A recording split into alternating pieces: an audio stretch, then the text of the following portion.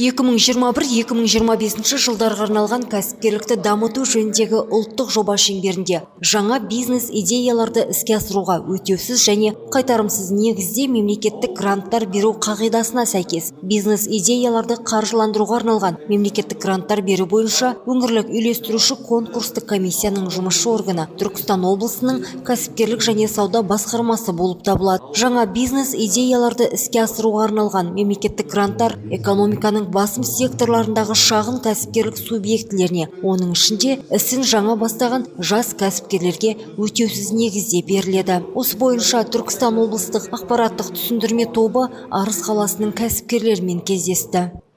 Аталған осы бағдарлама бойынша өз арнайы журнал арнаған, сол журналға барып, консультация журналына жазылып, бүгін таңда құжаттарыңызды толық тексеріп алып кетсеңіздер болады. Яғни жаңағы кейбір құжаттарын толықтырып бәрін. Ертең сіздер келген кезде кейбір құжаттарына бір шикілік шығып, кезегіңіз мысалы бірінші болсаңыз 15-ші болып кетуіңіз ол ғажап емес, ешқандай таңғалатын нәрсе емес. Өйткені сіздің құжатыңыздың кешіккенін екінші адам күтпейді. Екінші адам тура ма ол жүріп кете береді құжат. Сол үшін ең бастысы соған назар аударайық. Одан кейін жаңағы оценка мәселесіне. Оценочный компания жаңағы тәуелсіз болғандықтан оны біз ешкімге күштей алмаймыз. Өздеріңіз кез келген оценочный компанияны жасап әкелесіздер. Ешқандай. Содан кейін АКК-дағы жаңа сетканы айтып отырсыздар. АКК-да арнайы сетка бекітілген. Бізде Ырыс қаржы ұйымында РИЦ-та ондай ешқандай сетка қойылмаған. Ешқандай шектеу жоқ. Бағалау компаниясы алып келеді. Және біздің өзіміздің ішкі кепіл залоговик менеджеріміз бар, өзі сараптау жасайды. Сол бойынша анықталады. Бұл ең бастысы бұл несие. Бұл мемлекеттен келген ақша мемлекетке қайту керек. Ол 2,5%, енді одан төмен ешқандай даже басқа елде жоқ десем де болады. Бізде орташа жаңағы анализ жасаймыз ғой бәрінде. Бұл өте үлкен мүмкіндік. Былайша айтқанда облыс әкімнің қолдауымен бұл енді үлкен жұмыстардың нәтижесі ғой, тартып алған 2,5% деген. Жиын барысында кәсіпкерлер тарапынан сауалдар қойылды. Халықты алаңдатқан мәселенің бірі әлеуметтік дүкені бар кәсіпкерлердің шалғай ауылдардан қалаға қатынауы. Дәл осы мәселені Арыс қалалық кәсіпкерлік бөлім басшысы Қуаныш Әбдіхалықұлы көтерді. Пилоттық жобаны бірінші айқындап түсіндіру үшін Арыс Бәкен өкілі арнайы бұл кісі менің ойымша 6 ауыл округке жетпейді.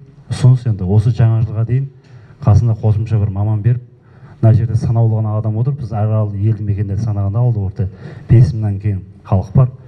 Сол арнайы график бекітіп түсіндіру жұмыстарын жүргізсе, қосымша біздің ауыл шаруашылығы мен кәсіпкерлік бөлім маманын түсіндіргенмен халыққа қаржы ұйымының өкілін түсіндіргені екеуінің арасында жер мен көктей негізінде. Бір аралап шықса деген ұсыныс менде. Қазір бүкіл аудандарды осылай аралап үлгерейік бірінші.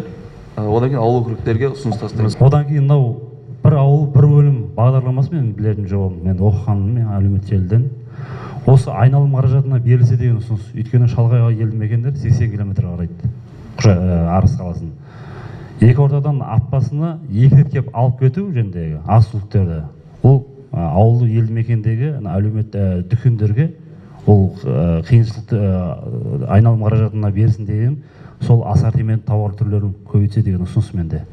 Өйткені біздің ауылдық деңгейден қалалық деңгейдің бағасы біршама жоғалып отыр, өздеріңіз білесіздер.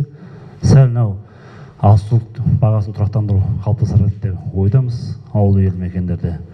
Айта кетейік, қазіргі таңда кәсіпкерлерге арналған бірнеше бағдарлама бар. Олардың ішінде агробизнес несиелік бағдарламасы, іскер бағдарламасы, кең дала бағдарламалары бар. Ал Ырыс микроқаржы ұйымы жауапкершілігі шектеулі серіктестігінің аймақтық өкілі тұрақты негізде жұмыс атқарады. Ырыс микроқаржы ұйымы егін және мал шаруашылығына кәсіпкерлік салаларын несиелендіреді. Кең дала егін шаруашылығына 5% несие беру мерзімі 1 жылға, сомасы 8.000 айлық есептік көрсеткіштен аспайды. Мал шаруашылығы, оның ішінде мал басын көбейтуге 8%, мал бордақылауға 12%, несие беру мерзімі 84 ай, сомасы 8.000 айлық есептік көрсеткіштен аспайды. Аталған мемлекеттік қолдау құралдарын пайдалану тәртібін толық түсіндіру, қажетті құжаттарды рәсімдеу, бизнес жоспар әзірлеу. Бизнес жоспарды қаржыландыру деңгейіне дейін сүйемелдеу мақсатында Түркістан облысы кәсіпкерлік және сауда басқармасының Түркістан кәсіпкерлерге қызмет көрсету орталығы коммуналдық мемлекеттік мекемесінің Арыс қалалық бөлімшесі кәсіпкерлерге